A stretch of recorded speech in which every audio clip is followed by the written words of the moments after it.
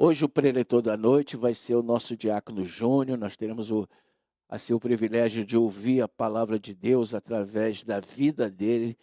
É um homem de Deus, tem nos abençoado, tem participado dos eventos, né? Tem se dedicado à palavra de Deus. Vamos orar por ele.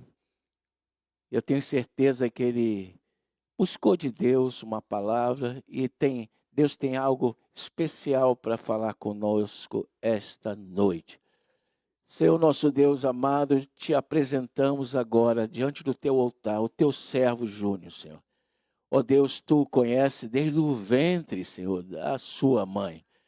E esse momento, Senhor, o seu ministério, a sua dedicação ó Deus, e buscar na tua palavra, ó Deus, tudo isso já estava previsto e escrito no teu livro. Por isso nós te pedimos, Senhor, continua abençoando. Abençoa a igreja através do ministério dele. É o que te pedimos em nome do Senhor Jesus Cristo. Deus abençoe a igreja, amém? Amém. Bom, meus irmãos, coloca isso. Temos aqui hoje uma palavra, né, que Deus colocou no meu coração e sempre é uma honra, um privilégio, um tremor e temor trazer a palavra. Então, hoje estamos aqui para falar um pouco sobre aquilo que Deus quer para a nossa vida, que nós olhemos para onde está a vida. Então, que nós possamos compreender nessa noite onde está essa vida e para onde nós devemos olhar. E aí nós queremos falar aqui sobre 3 passos para uma vida plena. E a passagem que a gente vai ler aqui com vocês está lá em João 3, de 14 a 15, o texto base, mas a gente vai passear por algumas outras passagens também. Então, como diz lá, todo mundo já está aí com a Bíblia, também a gente vai estar aqui acompanhando aqui na tela. Então, como diz ali em João 13, 14, primeira parte, e como Moisés levantou a serpente no deserto, pode passar, assim importa que o Filho do Homem seja levantado, para que todo aquele que nele crê não pereça, mas tenha a vida eterna. Amém? Amém. Quando a gente fala dessa palavra aí, assim importa, isso nos mostra que assim é necessário, ou seja, isso precisa que aconteça para que a gente possa ser salvo, ou seja, para que a gente então creia nele e sejamos salvos e tenhamos a vida eterna. Pode passar. Mas onde que nós estamos então de fato colocando o nosso foco? Será que estamos colocando o foco no lugar errado, no lugar certo? E como diz nessa passagem que a gente acabou de ler, quando fala ali levantar, aqui nós temos um duplo sentido que João quer nos dar. Tanto fala aqui com relação a levantar, como Jesus sendo levantado no madeiro, ou seja, ele foi levantado na cruz para que pudéssemos então alcançar essa salvação, mas também fala de ele ser ressurreto, ou seja, alcançar a ressurreição e ser exaltado na glória junto ao Pai. Então aqui fala de um duplo sentido de levantar, né? Então, na verdade, o Filho do Homem foi levantado, ou seja, foi crucificado para que nós pudéssemos ser salvos, alcançarmos a vida eterna, mas também ele foi levantado para que ele pudesse ser exaltado, pudesse alcançar a glória ao lado do Pai. Amém? Então, quando a gente fala sobre essa questão de para onde nós estamos olhando, aqui entra um problema muito sério. Aqui entra uma questão muito importante, que é justamente as distrações do mundo. E aí, hoje em dia, com tanta coisa que a gente tem para fazer, essa correria do dia a dia, a gente tem que ficar atento com diversas coisas, notícias, redes sociais, aquilo que está acontecendo ao nosso redor, na nossa cidade, aquilo que está acontecendo no mundo, e estar atento àquilo que está acontecendo no termo escatológico, aquilo que está acontecendo para o fim dos tempos. Só que tudo isso acaba também distraindo a gente, tirando o foco daquilo que a gente deveria estar focando. E principalmente quando a gente vê nas redes sociais, com uma vastidão de influencers, de pastores, de pessoas que às vezes trazem algum conhecimento, mas que muitas das vezes, se nós não estivermos atentos àquilo que está sendo passado, àquilo que está sendo transmitido para a gente pode ser levado ao engano, a gente pode ser levado por um caminho que de repente não é aquilo que Deus quer para a gente. E a gente precisa então ter essa preocupação. Primeiro vem a questão do veneno ali da distração, que são as redes sociais, que faz com que a gente tire foco daquilo que de fato importa. E se a gente parar para pensar, inclusive foi interessante na semana passada, na aula que teve na EBD de Jovens, o Gabriel pediu para a gente pegar o celular e buscar aqui nas nossas configurações, que tem aqui uma forma da gente ver o quanto tempo a gente gasta em cada um dos aplicativos que a gente tem aqui no nosso celular. E quando a gente olha para isso, a gente às vezes passa 4, 5 horas por dia no celular e a maior parte disso nas redes sociais, Instagram, WhatsApp e tudo mais. E se a gente faz, por outro lado, uma análise de quanto tempo a gente gasta com o Senhor, isso se torna mais vergonhoso ainda, porque muitas das vezes a gente gasta ali 15, 20, 30 minutos e já acha que está passando tempo demais, que já está dedicando tempo demais para orar, ler a palavra. Então, isso de fato acaba mostrando onde está o nosso coração, onde está o nosso foco, e isso faz com que a gente então tenha que rever a nossa forma de agir no nosso dia a dia, e para que a gente também não entre na questão da autossuficiência também, para que a gente não comece a achar que a gente não precisa de Deus para tomar algumas decisões no nosso dia a dia. Muitas das vezes, a gente tem diversas tarefas, diversas coisas para fazer, a nossa correria, e a gente acaba tomando decisões, realizando ações, sem consultar o Senhor, sem saber se é isso que Ele quer para a nossa vida, sem buscar o Espírito Santo e compreender qual é a direção que Ele quer. E também a questão do fastio da graça, ou seja, às vezes a gente recebe tantas bênçãos e a gente começa a desmerecer as bênçãos que a gente recebe. A gente começa a não valorizar mais aquilo que a gente torna como normal. Ou seja, o fato da gente ter um alimento todos os dias, o fato da gente ter uma cama quentinha, um ar-condicionado, da gente ter um carro, da gente ter um teto onde a gente possa morar e a gente possa viver, quando a gente olha para o mundo e a gente vê que várias pessoas não têm as mesmas condições que a gente tem. E a gente acaba não dando o valor devido a isso que a gente recebe de Deus. Então, na verdade, quando a gente olha para isso, o inimigo não precisa fazer você odiar a Cristo.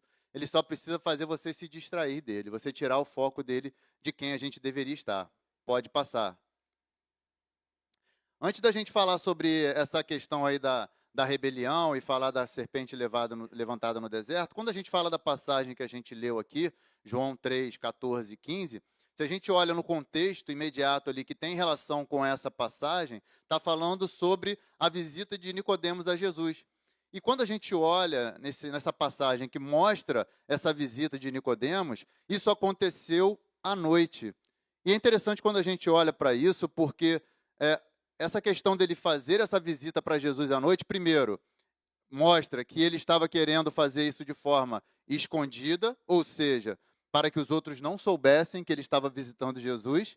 E o segundo ponto é que isso também mostra como que estava a vida do próprio Nicodemos, porque por mais que ele conhecesse a lei, por mais que ele fosse um mestre, por mais que ele tivesse acesso à palavra, ele também vivia em trevas, porque ele não conseguia enxergar a luz que estava ali diante dele, embora ele já começasse a perceber e conhecer alguma coisa. Então, por mais que Nicodemos tivesse o conhecimento, porque ele era um mestre da lei, ele não tinha a revelação. E Jesus mostra para ele que era necessário ter um novo nascimento, ou seja, nascer de novo, para que então ele pudesse reconhecer e ter essa revelação e saber das coisas que vinham do alto. Então, por mais que ele tivesse esse conhecimento, ele era nascido da carne, mas ele precisava nascer do Espírito. Ele precisava nascer de novo para que ele pudesse começar a compreender aquilo que Jesus estava falando com ele. E Nicodemos era um mestre, ele era do Sinédrio, ele tinha realmente compreensão grande sobre a lei e principalmente sobre as coisas terrenas, mas ele não tinha ainda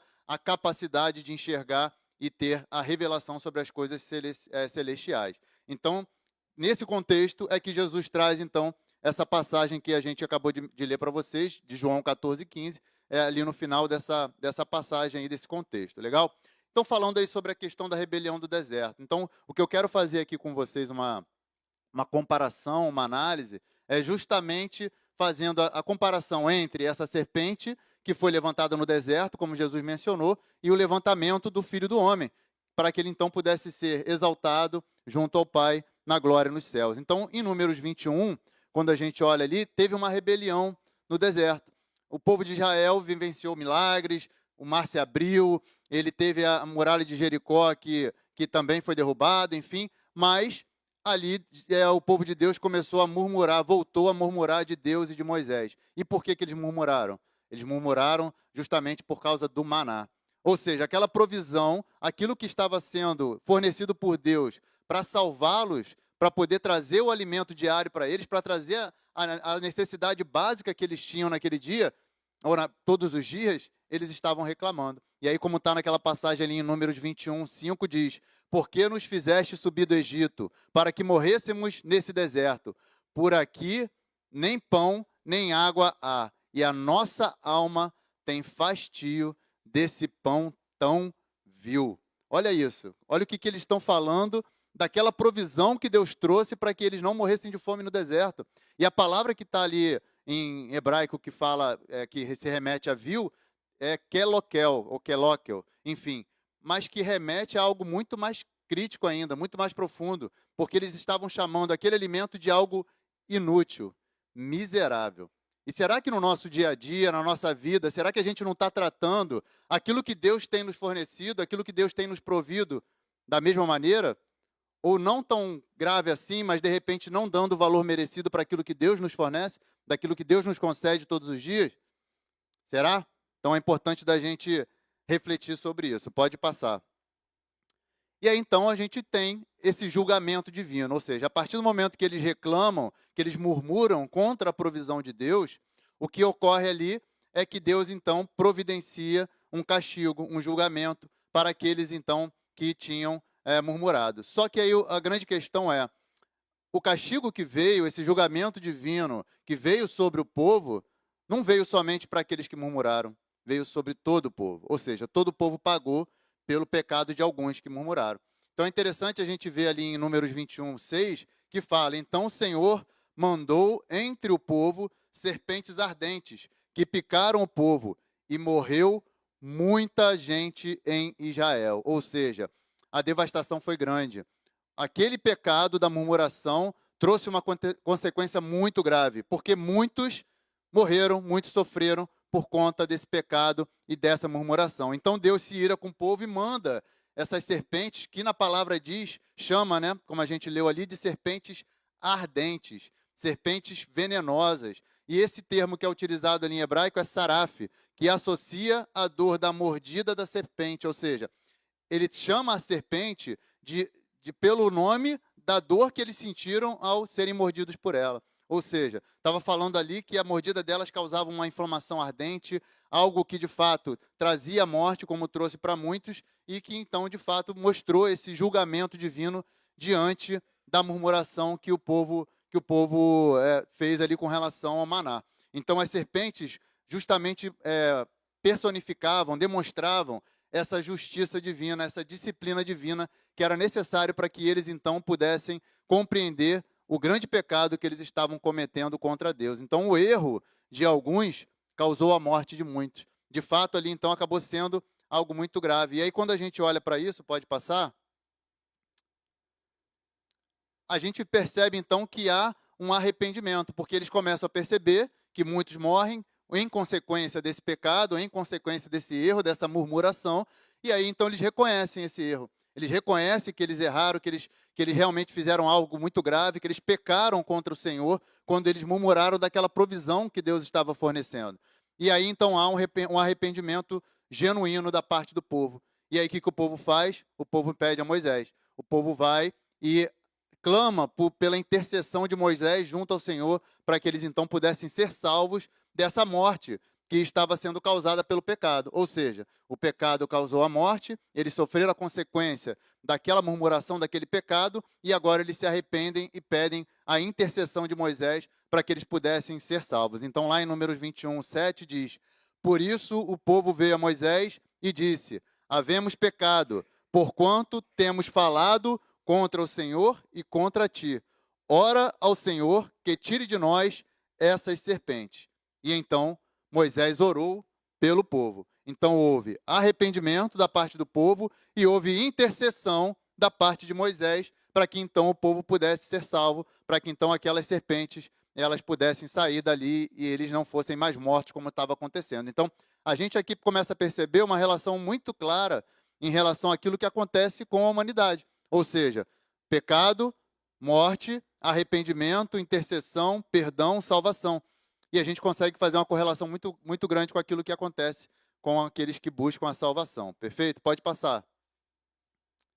E aí, então, Deus providencia, ouve o clamor do povo, ouve o clamor de Moisés intercedendo pelo povo e providencia uma salvação. Ou seja, aquilo que era necessário para que eles, então, não viessem mais a morrer, ou não continuassem a morrer, Deus, então, fala com Moisés e providencia para que isso, então, pudesse acontecer. Então, lá em Números 21, 8, 9 diz: E disse o Senhor a Moisés: Faze-te uma serpente ardente e põe-na sobre uma haste. E será que viverá todo o que, tendo sido picado, olhar para ela. Guardem isso, olhar para ela.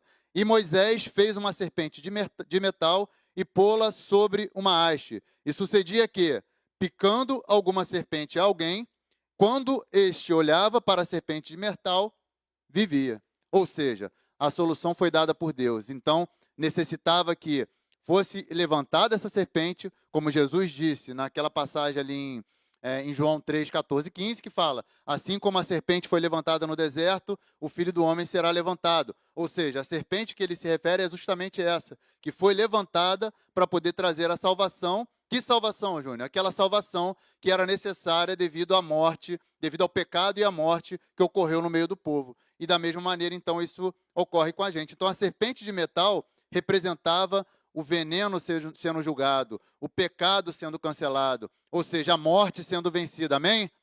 Amém. Está todo mundo comigo aqui acompanhando? Só que tinha um ponto importante. Não bastava que a serpente fosse levantada, ou seja, não basta que Jesus tenha sido levantado, que Jesus tenha morrido e ressuscitado. Bastava uma chave, bastava alguma coisa importante. O que era? Que, na verdade, eles precisavam olhar para ela. Eles precisavam olhar para aquela serpente levantada, eles precisavam olhar para aquela solução que Deus tinha dado. Ou seja, não bastava Moisés fazer a parte dele, ouvir a Deus, providenciar a salvação, da mesma maneira que não basta que Jesus tenha morrido por nós, tenha morrido na cruz, tenha sido levantado no madeiro, tenha ressuscitado, mas se não olharmos, nós não seremos salvos. Amém? E aí é interessante porque quem olhasse para ela, como mostra na passagem, olhava, vivia, ou seja, olhava e escapava da morte, escapava daquele julgamento, daquele pecado, ou seja, alcançava a salvação. Então, quem obedeceu, quem compreendeu e entendeu o que devia ser feito, olhava e vivia. E aí, logo depois disso, as serpentes partiram, indicando, ou na verdade o povo partiu, indicando que as serpentes cessaram, ou seja, que a salvação foi alcançada e todos então foram salvos, porque todos então olharam para a serpente levantada. Então, qual é o problema que a gente identifica aqui? Pode passar. É justamente a correlação com o pecado universal. Ou seja, aquilo que aconteceu com o povo de Israel, aquela murmuração que aconteceu com o povo de Israel, da mesma maneira, o pecado contaminou toda a humanidade. Ou seja, da mesma maneira que eu disse que certamente alguns murmuraram, talvez não todo o povo, mas a partir do momento em que alguns murmuraram, todo o povo de Israel pagou o preço, levou a culpa por aquela murmuração. E da mesma maneira, o pecado de um contaminou toda a humanidade, ou seja, o pecado de Adão lá no Éden contaminou a todos nós. E aí, então, toda a humanidade está contaminada a partir de Adão. E aí, na verdade, o que acontece é que esse veneno do pecado que veio lá de Adão está em nós. Porque, como diz lá em Romanos 3:23, todos pecaram e destituídos estão da glória de Deus. E também diz lá em Romanos 3:10, não há um justo sequer. Ou seja, ninguém é digno de salvação, ninguém é autossuficiente, ninguém consegue escapar da morte e do pecado sozinho. Depende de um Salvador. Todos nós carecemos desse Salvador. Todos nós precisamos que haja essa salvação e seja providenciada, mas também exige uma ação nossa. Amém? Então, qual foi a consequência desse pecado? Como diz lá em Romanos 6:23, o salário do pecado é a morte. Então, o pecado, ele justamente necessita que haja uma justiça divina, porque Deus é justo. Deus não tolera o pecado, Deus não convive com o pecado. Então, quando nós nos achegamos a Deus, Ele vê o nosso pecado. Só que quando nós cremos em Jesus como nosso Senhor e Salvador, o sangue dele que foi derramado na cruz está sobre nós e nós somos justificados. Então, quando Deus olha para nós, Ele não vê mais o nosso pecado, Ele vê o sangue derramado. Amém? Amém? Glória a Deus. Então, a morte, volta só um pouquinho aí, rapidinho, no slide anterior. E aí a gente vê que, da mesma maneira que a consequência da rebelião do povo foi o envio das serpentes para que eles fossem picados e morressem, a morte é o destino daqueles que desviaram da vontade de Deus. Ou seja, aqueles que estão em pecado, aqueles que não seguem a Jesus como Senhor e Salvador, eles estão contaminados com esse pecado e o destino deles é a morte. Então a gente precisa ter essa consciência de que se não houver arrependimento, perdão, intercessão, a salvação e não olharmos para essa salvação, nós não escaparemos dessa morte que vem da justiça divina. A justiça divina virá sobre nós se nós não seguirmos esse passo e não fizermos aquilo que é da vontade de Deus. Pode passar. Então aí a gente consegue fazer uma comparação, né? Até aqui a gente veio construindo, falamos sobre aquilo que Jesus nos mostra lá em João 3, 14, 15, que assim como a serpente foi levantada no deserto, é necessário que o Filho do Homem seja levantado, ou seja, é necessário que haja essa salvação para toda a humanidade. Então o que a gente consegue aqui comparar, né? Ou ver nessa comparação? Primeiro, qual era a sombra? Era aquilo que aconteceu no deserto. A condenação era o quê? A mordida da serpente venenosa. E qual é a realidade de nós como humanidade? A condenação, ou seja, a contaminação do pecado que alcançou a todos nós. Qual é o julgamento visual? A serpente de metal que foi levantada na haste, que foi levantada para que eles pudessem olhar. O julgamento visual, Jesus levantado, crucificado no madeiro. Ou seja, fazendo a mesma comparação aqui como Jesus fez. A ação exigida, olhar para a haste. Qual é a ação que Deus requer de nós? Crer, que significa olhar com fé para Cristo, para aquilo que Jesus fez na cruz por nós. Nós temos que olhar e crer nessa salvação que foi providenciada para nós. E qual é o resultado? A cura física imediata daqueles que olhavam para a serpente levantada. E qual é o resultado para nós que cremos em Jesus como Senhor e Salvador? É a salvação eterna. Então, a partir do momento em que nós compreendemos que há necessidade de nós olharmos para essa salvação, nós estamos salvos. Amém? Pode seguir. Então, para a gente recapitular aqui o passo a passo, né? O primeiro passo, o que é necessário para que a gente, então, alcance essa salvação que nos foi providenciada, aquilo que Deus, então, fez por nós, aquilo que Deus, então, entregou para que nós pudéssemos alcançá-la. Primeiro passo é reconhecer o erro. Nós precisamos nos reconhecer como pecadores, reconhecer que o pecado está em nós, que sem um Salvador nós estamos condenados para a morte. Ou seja, Jesus pregou o arrependimento. Assim que Jesus, e assim como também João Batista, quando começou o seu ministério, Jesus, quando ele voltou do deserto, primeira coisa que ele fala, arrependei-vos. Ou seja, há necessidade de arrependimento, como está lá em Mateus 4:17. Arrependei-vos, porque é chegado o reino dos céus. Então, Jesus nos mostra que sem isso, sem esse arrependimento, todos perecerão, como está lá em Lucas 13:3. É necessário reconhecer o pecado. E aí a gente para pensar no nosso dia a dia, naquilo que a gente faz, nas nossas ações, a gente peca o tempo todo. A gente está sujeito ao pecado a todo momento.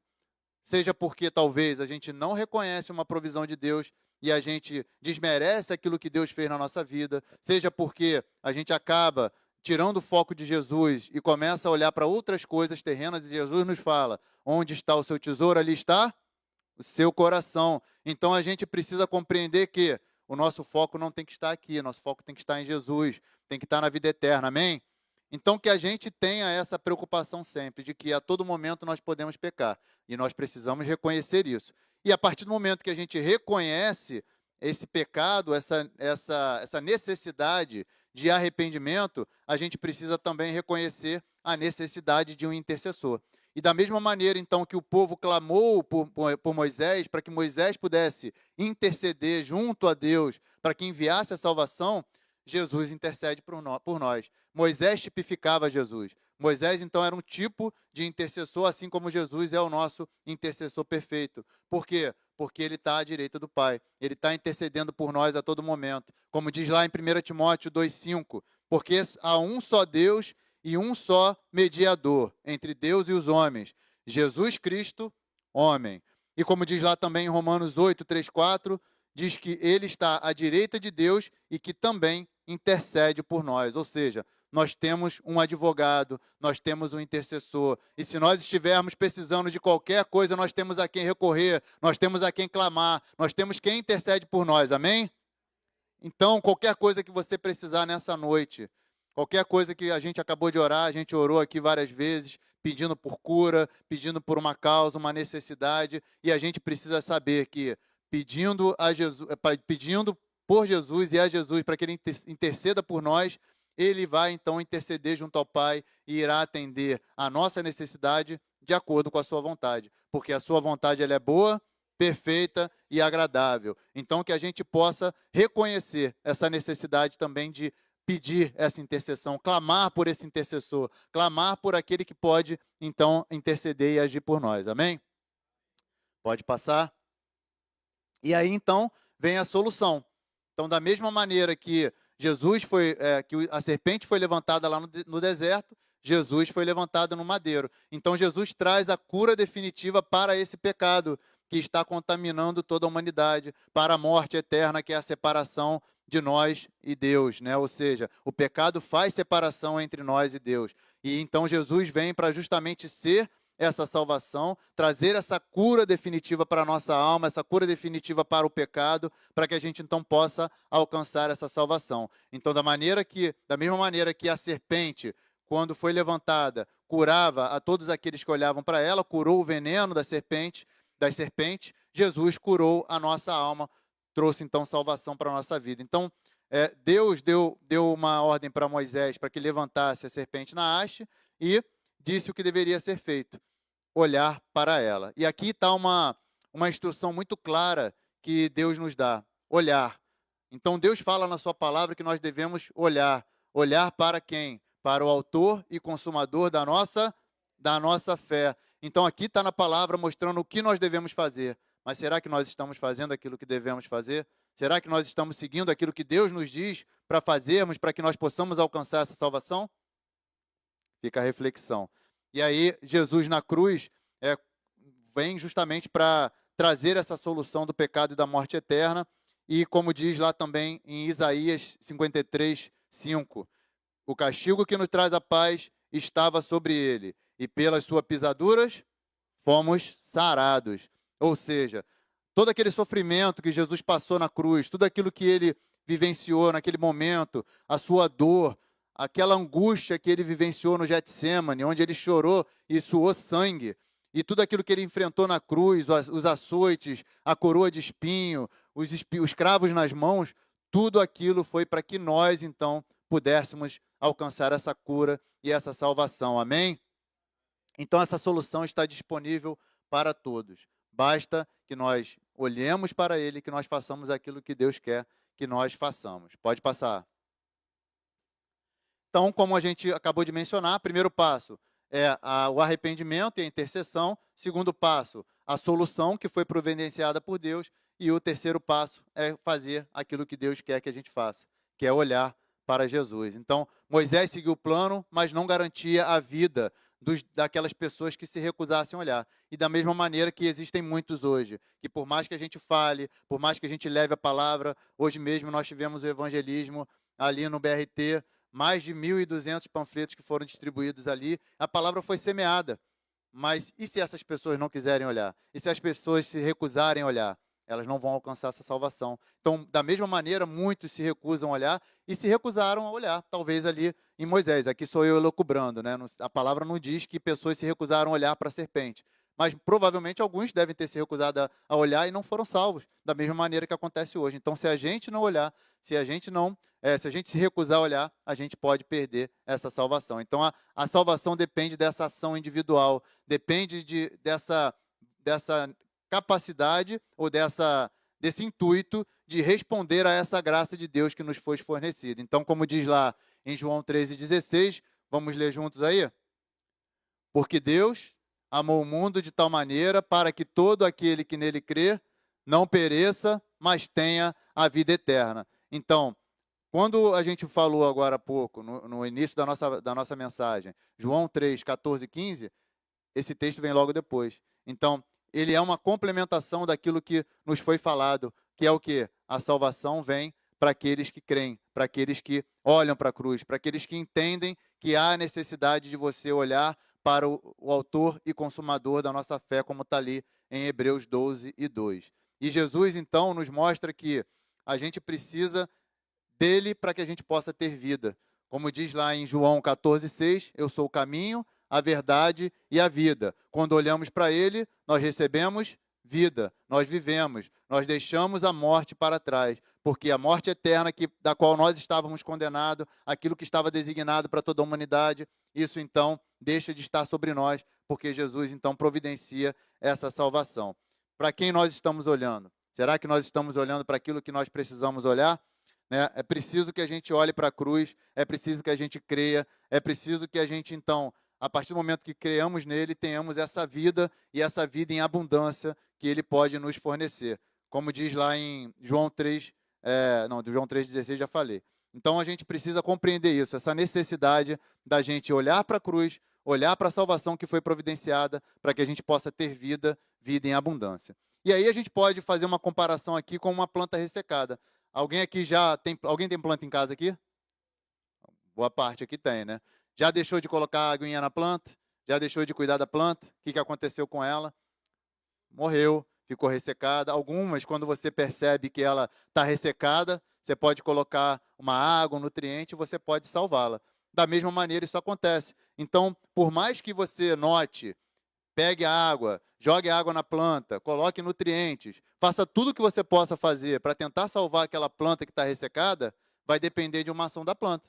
A planta vai precisar o quê? Absorver aqueles nutrientes, absorver aquela água. Se ela não fizer a parte dela, de absorver aquela vida que está sendo fornecida para ela, ela não vai ser salva, ela vai morrer, ela vai perecer. Então, da mesma maneira, a gente precisa compreender isso, que há necessidade do arrependimento, ou seja, que é reconhecer que faltou água na planta, faltou esse nutriente para ela.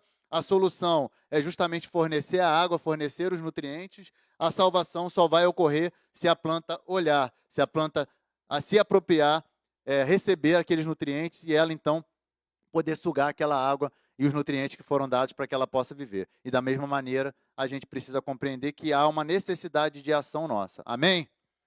Amém. Então, para a gente concluir, independente da realidade do pecado, independente daquilo que a gente possa ter ao nosso redor, à nossa volta, da consequência da morte, Jesus nos convida para que a gente tenha uma vida plena, para que a gente tenha uma vida em abundância, para que a gente então possa receber essa salvação que nos foi concedida, aquilo que então Deus forneceu para nós. Então, da mesma maneira que está lá em João 10:10, que diz, o ladrão não vem senão para roubar, pode passar o slide aí, roubar, matar, pode passar mais um.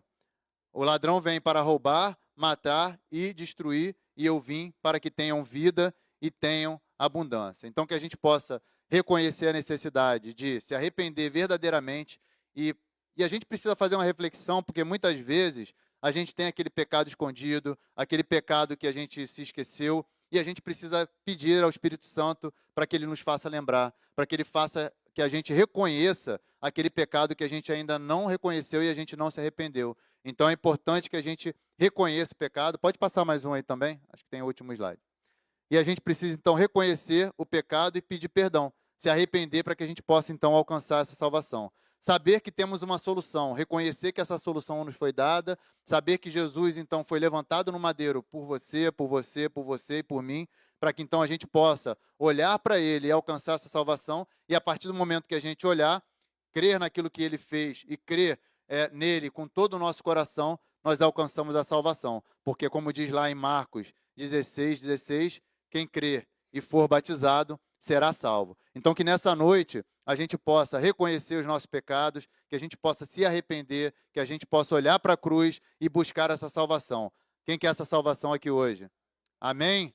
Queria chamar o Josué para cantar um louvor com a gente. Enquanto Josué está cantando esse louvor, eu queria pedir para o pastor depois fazer uma oração, mas enquanto isso, queria pedir para que quem quisesse vir aqui, se alguém precisa se consertar com Jesus, se alguém precisa se voltar para Jesus, venha cá que a gente vai orar. Ou então, se alguém, eu acredito que todos aqui já foram salvos, mas também se tiver alguém aqui que precise, que queira, que entendeu essa necessidade de salvação e queira que a gente ore pela sua salvação, venha também, que a gente vai entoar esse louvor e aí depois o pastor vai fazer uma oração por nós, tá bom?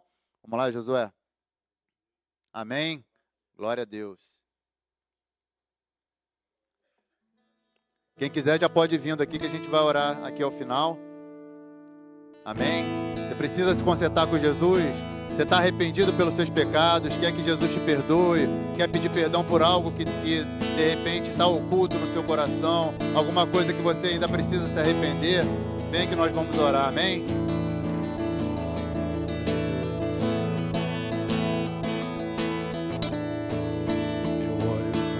Pode se levantar, por favor. Vamos louvar o Senhor? Para a cruz eu vou, se eu sofrer participar, a sua mão vou andar. Meu Salvador, na cruz mostrou o amor do Pai, o justo Deus,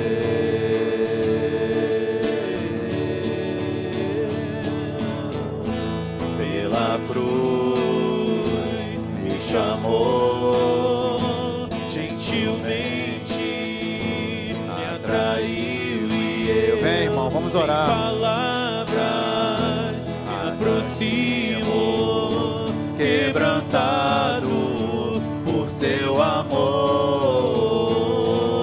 Impressionante é o seu amor. Aleluia, glória a Deus. Que me redimiu e me mostrou o quanto é fiel. Pela cruz chamou, gentilmente me atraiu e eu, sem palavras, me aproximo, quebrantado por seu amor.